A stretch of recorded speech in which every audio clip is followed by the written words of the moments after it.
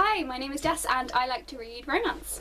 Can you tell from that very awkward intro that I don't really know what I'm doing? It's been a long time since I've done anything video or YouTube related, so if it sounds like I don't know what I'm doing, that's because, funnily enough, I don't know what I'm doing. Just have low expectations and you can only go up, you know?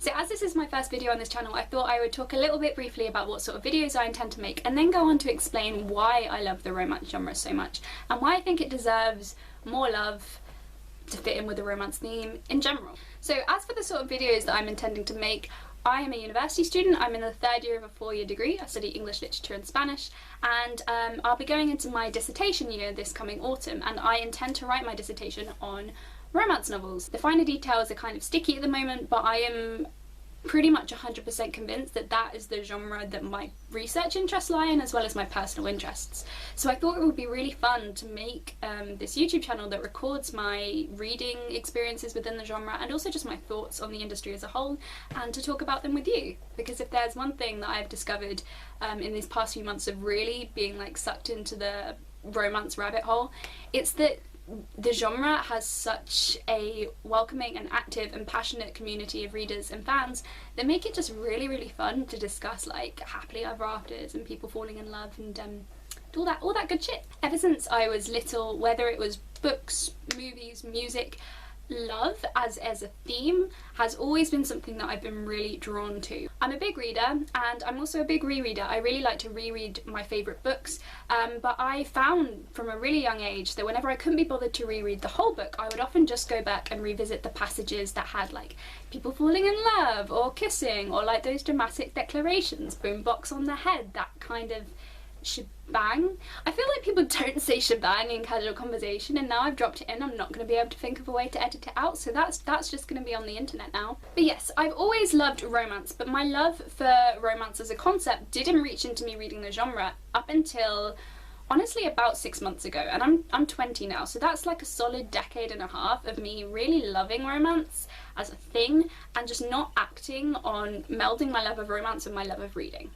And I do honestly think that's because I kind of internalised a lot of the prejudices that come against not only the romance genre, but against commercial fiction as a whole. Whenever I tell people now that I study English literature and they ask me what sort of books I read for my degree, I list the classics, you know, I talk about Shakespeare, I talk about the great Victorian novel, the American dream, all of that stuff.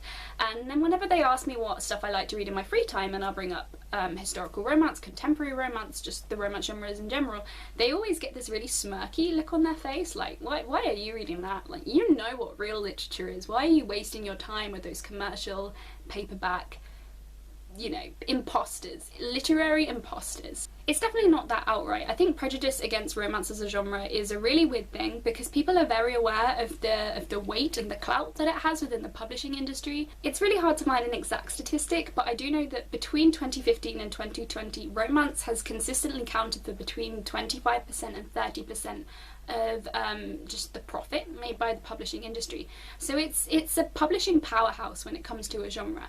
So I don't think the disrespect for it comes from a financial standpoint of why are you reading that poorly selling genre, because it's one of the best, if not the best selling genres that there is. This prejudice stems from the fact, pretty much undoubtedly, that romance is a genre predominantly written by women for women. In fact, I read this really interesting point on an article which I believe was from Bustle, I'll try and find it and link it below, which said that romance is one of the only genres where if you're a male writer, you're encouraged to use a female pseudonym. And that just blew my mind, because every other example I could think of where a writer has been encouraged to use a pseudonym to increase their publishing chances, it's been a woman changing her name to a male sounding name. So you've got J.K. Rowling being told to use her initials instead of Joanne because young boys were more likely to read a book if the author sounded more gender neutral. But then you can also look back to the Victorian era and think of Charlotte Bronte becoming Cora Bell. So on a structural level, romance is a genre that is powered by a largely female authorship and female readership. But then on an emotional level, you also have the fact that the content of these books is typically about the emotions of women, the importance of women's emotions, and the fact that every person deserves a happily ever after. A romance novel is understood to be a book that is A, focusing on a romantic relationship, and B, has a happy ending. And I honestly agree with those people that say that the reason that romance gets a lot of stick in not only the publishing world but in the wider public is because a lot of people don't like the idea that women are going to think that they're all entitled to have these happy endings. And whilst on one level I was always aware that this was, to put it eloquently, a load of patriarchal bullcrap, on another I was really sucked into that idea that I couldn't be a serious literature student if I was wasting my time reading books that have shirtless men on the cover. This all began to change towards the end of my first year at university. For my degree, I was reading dozens upon dozens of novels, novellas, poems, essays, articles that were about very serious topics and very serious books. So I was reading a lot, but I was reading for education rather than for pleasure, and in the evenings when it came to reading for pleasure like I'd used to, I just wasn't interested anymore because I didn't want to spend the whole day reading some lengthy classic novel and then turn back to it again in my free time. I found myself craving narratives that weren't necessarily simpler, but that were escapist, narratives that would take me out of the sort of framework of studying and referencing and picking apart that I'd got used to as part of my degree. So I picked up a very well-known romance novel, a very well-known contemporary romance novel, which was The Hating Game by Sally Thorne, and I loved it. I read it in about 3 hours, then I reread it, and then I gave it to my roommate, who was also very stressed out about essays and deadlines and Shakespeare, and she also read it within a couple of days. Then in September of 2019, I moved to Spain for a placement year and I started doing an internship in which I was working like solid 9-hour days with a commute of an hour on either side.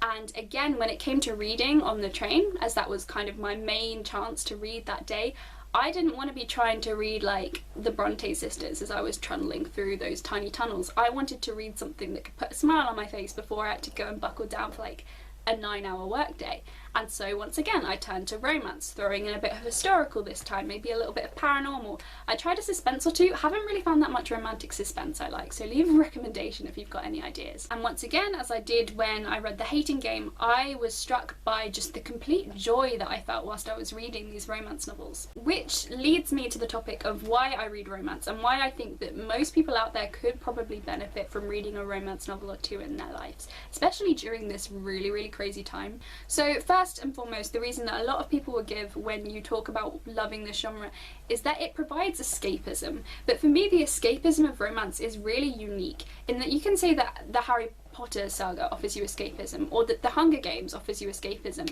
but I don't know about you, I don't really want to escape into District 12, and I certainly don't feel safe whilst escaping in District 12. I'm just constantly worrying about what kid's going to get murdered next, and that is a concern that you don't have all that often in romance novels.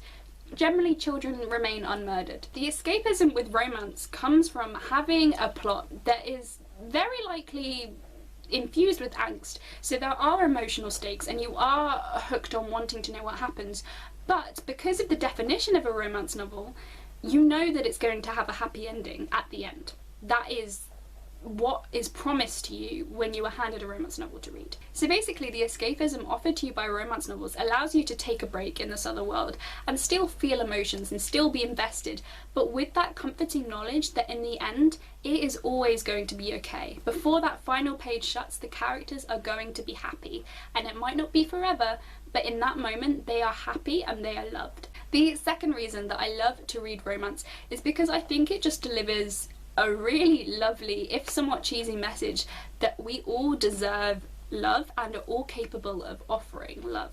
Romance novels are at their core about people loving, about people overcoming obstacles, whether those be external or more often than not internal, and learning both how to love and how to accept love. Yes, it's cheesy, yes, it's sentimental, but it's also just so joyous. There is nothing more joyful, more happiness inducing than watching people realise that they are capable of love and that they deserve love.